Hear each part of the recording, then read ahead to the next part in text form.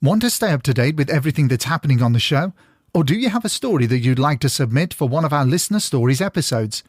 You can get in touch with the show via the website at www.hauntedukpodcast.com, on Instagram at hauntedukpodcast, on X at hauntedukpod, or you can email us at contactus@hauntedukpodcast.com.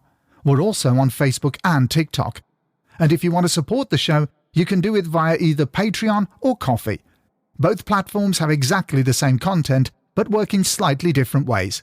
One of the advantages of Patreon is its sleek user interface, but if you want to avoid those pesky additional charges Apple, Google, and Patreon apply to your subscription, then why not give Ko-fi a try?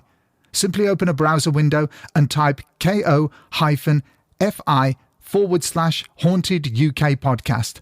That's Ko-fi/Haunted UK Podcast, and you'll soon find us. Whichever platform you choose, we're sure you'll enjoy the bonus content. Thanks for listening, and enjoy the episode. This is the Haunted UK Podcast's Short Haunts.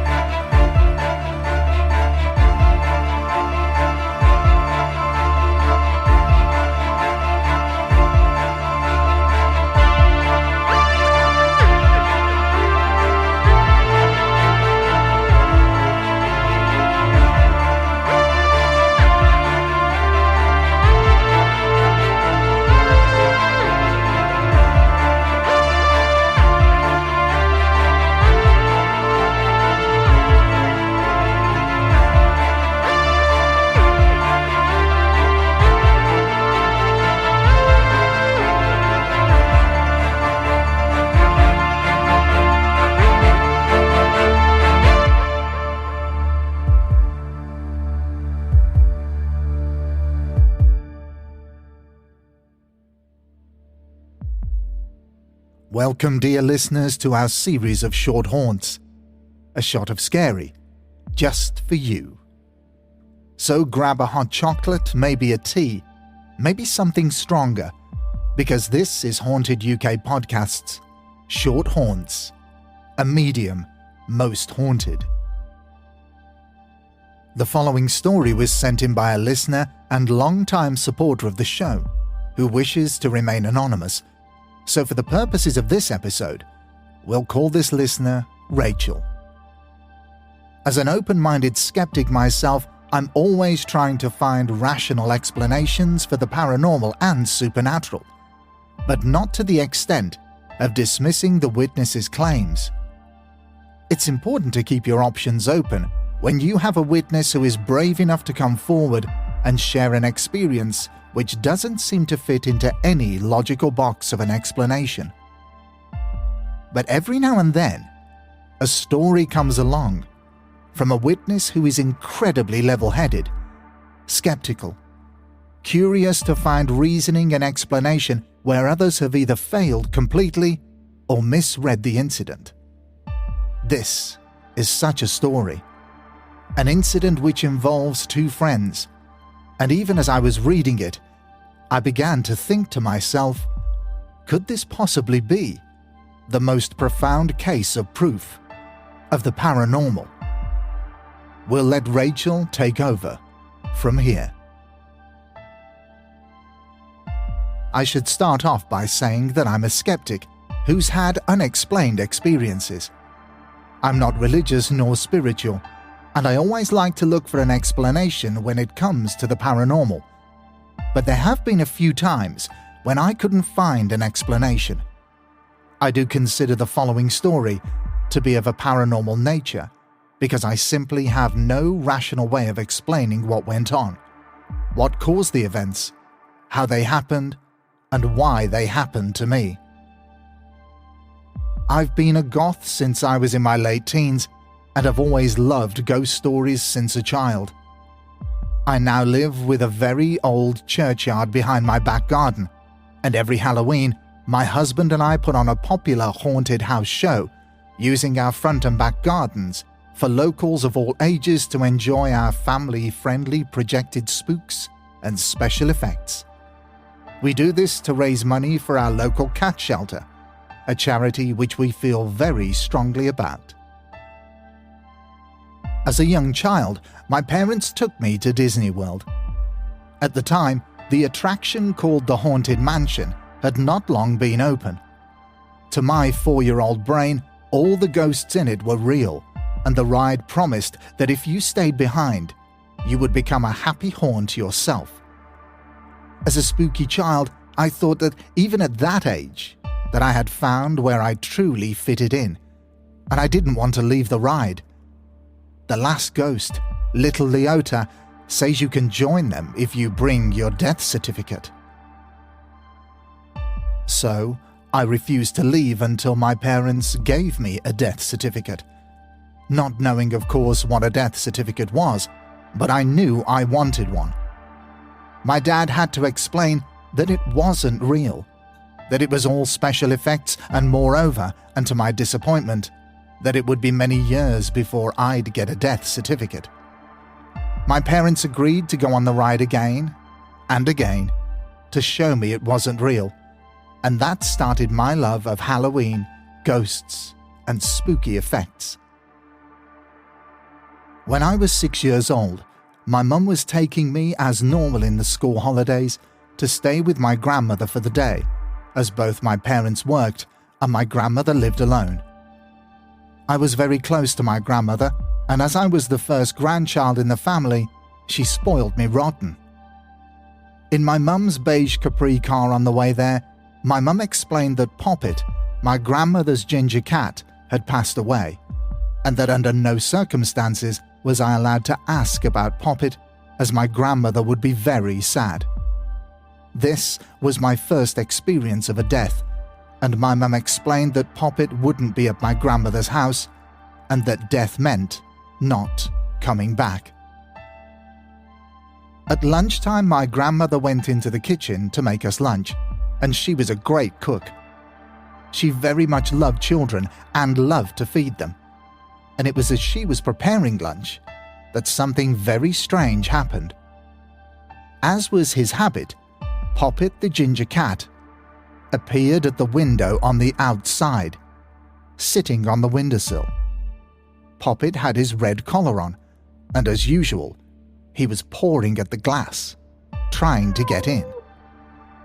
He used to do this every lunchtime. I wasn't scared as it was Poppet, and I was about to let him in when I suddenly remembered my mum saying that Poppet had died, and that meant he shouldn't be here.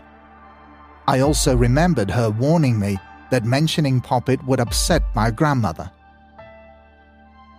So for a few moments, I considered the situation, and Poppet was still there, looking at me, and asking to be let in as he normally would do. I decided that my mum must be wrong, and that maybe animals sometimes come back, because there was Poppet right at the window, like normal. I went to my grandmother in the kitchen, and being quite grown up for my age, I began by saying that I didn't want her to be sad or mad, but Poppet was at the window asking to come in, and I didn't know if it was okay to let him in. My grandmother was not amused, and it was the only time she was stern with me. She told me that I was not being funny, and it was cruel of me to joke about Poppet as he was dead. I replied that I wasn't making a joke, and that Poppet really was at the window. I was so insistent that she asked me to show her. We went through the dining room doors into the lounge, and there at the lounge window, which faced the front of the house, fully solid, was Poppet, her ginger cat in his red collar, just sitting on the windowsill. My grandmother asked me patiently where Poppet was, but I was confused, because we were both looking straight at him. I pointed out where he was, but my grandmother said she couldn't see him. I pointed out where he was again, and asked if I could let him in. My grandmother realized that I was deadly serious, and said, "Yes, let him in." I stepped forward to go to the window, and as I did this, Poppet began to turn transparent, and slowly faded away until he disappeared. I went straight to the window and opened it and looked outside for him. There was no cat there. I went to the front door and went into the garden, even looked up the street. There was no cat around, and certainly no Poppet. My grandmother wasn't angry with me, as she could see that I had seen something and wasn't making it up. We didn't speak of it again, and I asked her not to tell my parents, as my mum would be very upset with me, as she had told me not to talk about Poppet. My grandmother agreed, and she never told anyone else about Poppet. Years passed, and in my mid-teens my grandmother was sadly dying of cancer. When she was in a hospice, and it was just me and her, she asked me if I really did see Poppet, her ginger cat. We hadn't mentioned it in all those years. She knew I was, by that point, an atheist, and I told her yes, I did see Poppet and I can't explain it, but it did happen. This seemed to give her some comfort that death might not be the end, and I said to her that I would always love a sign from her in the future, so she can prove to me that I'm wrong. She laughed and promised that if she could, she would give me a sign, and importantly, she said she would leave me in no doubt that it was her.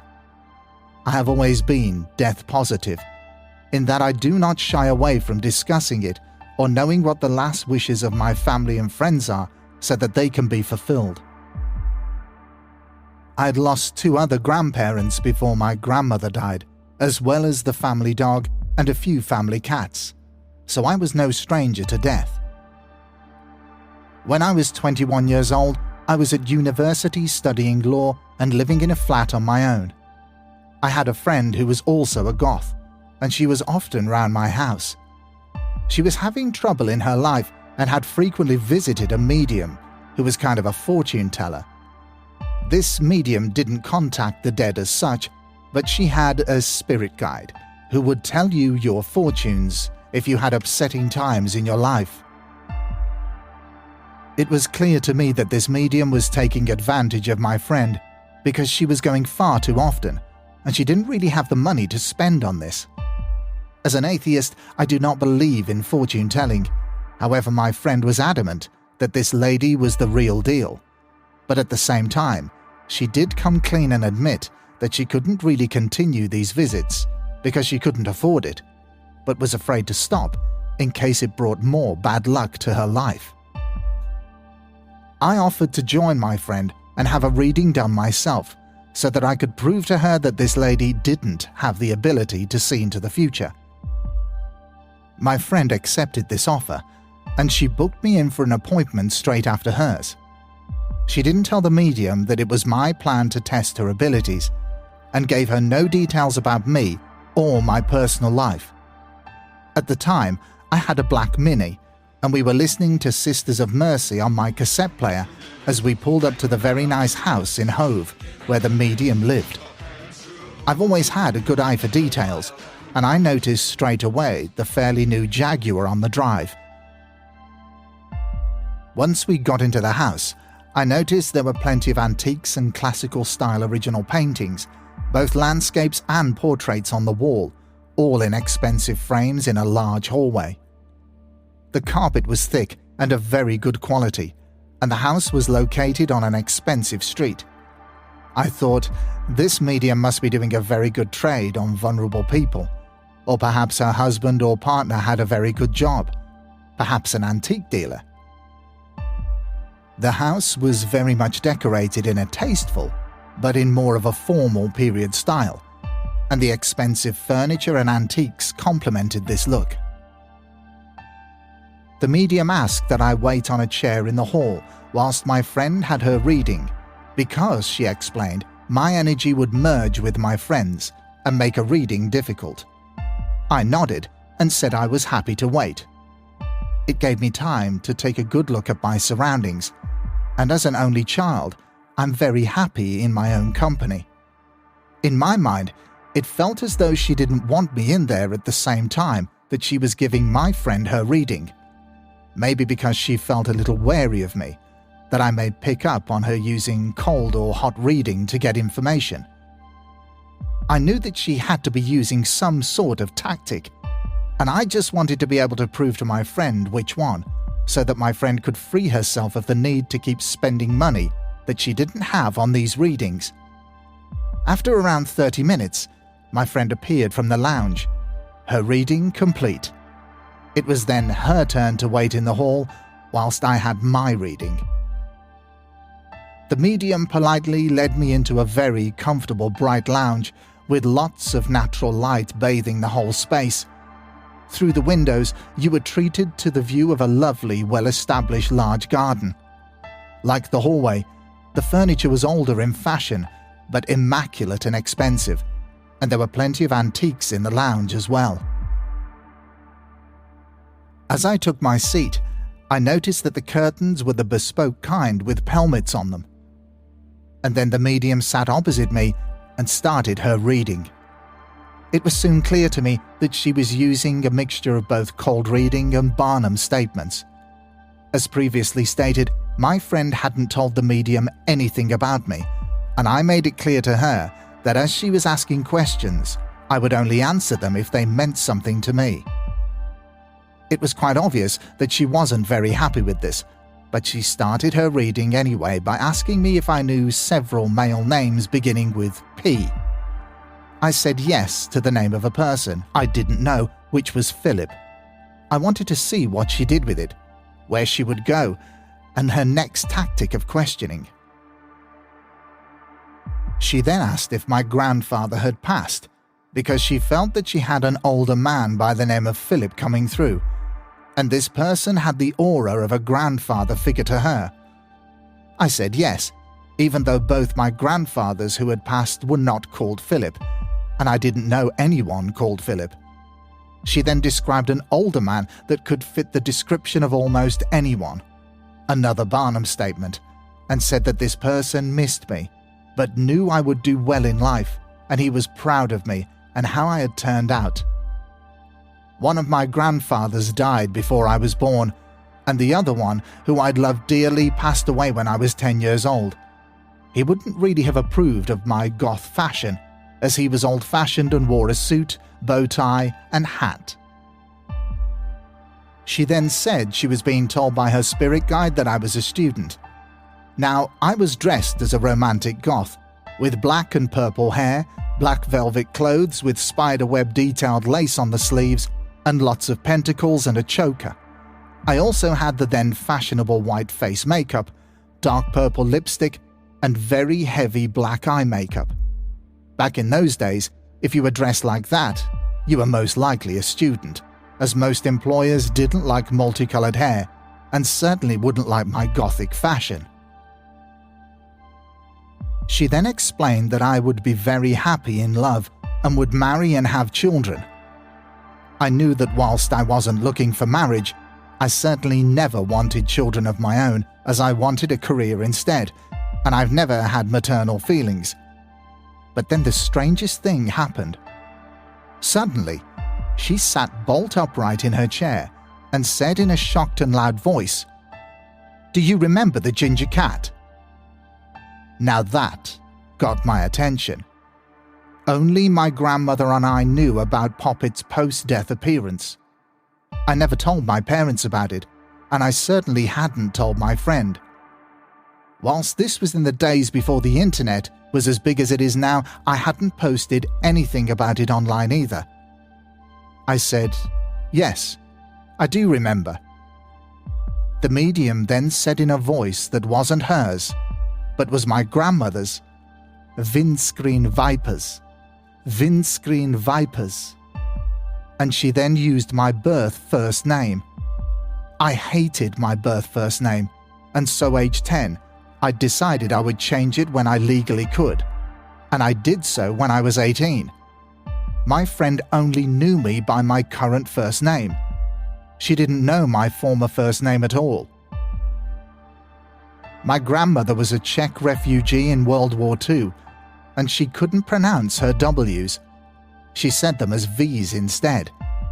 As a young kid, when she would pick me up from school, I would repeatedly point at the windscreen wipers and ask her what those were called.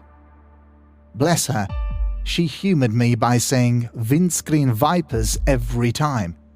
This was something I did on repeat over the years, as I found it really funny.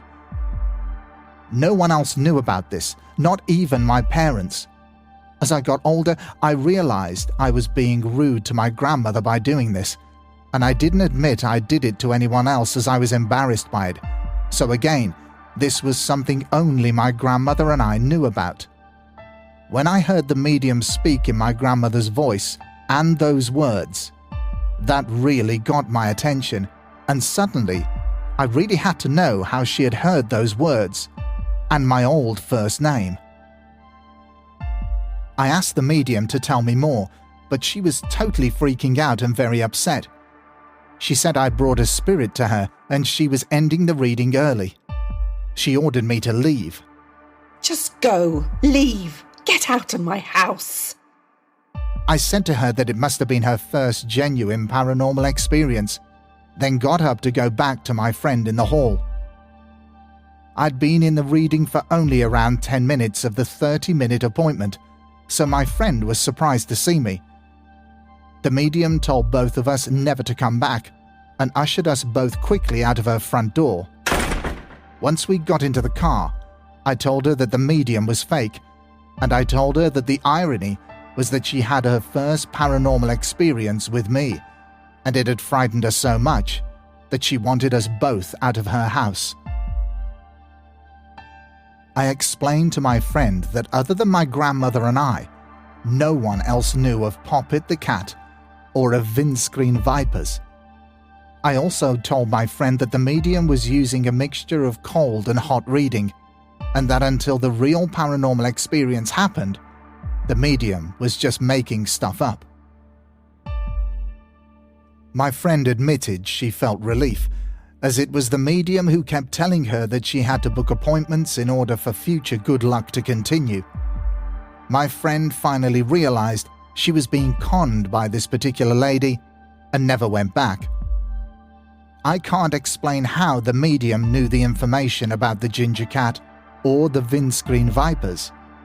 I've tried many times over the years to work it out, and I feel there must be a logical explanation, because I don't believe in ghosts, God, the devil, or heaven. However, as I was very close to my grandmother, I have a hope deep down that if it was my grandmother, wherever she is, she's happy.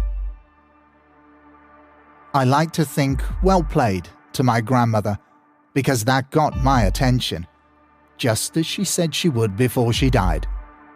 On the plus side, my friend and I didn't have to pay the medium, as payment, which was always in cash of course, was taken afterwards, and she threw us both straight out of the house without asking for her money. I often wonder if the medium saw the error of her ways and gave up her readings. I'd like to think that she did. And that, my friends, brings us to the end of this short haunt and leaves us with many questions regarding this story and the experiences of Rachael. How did the medium get such specific hits during Rachael's reading?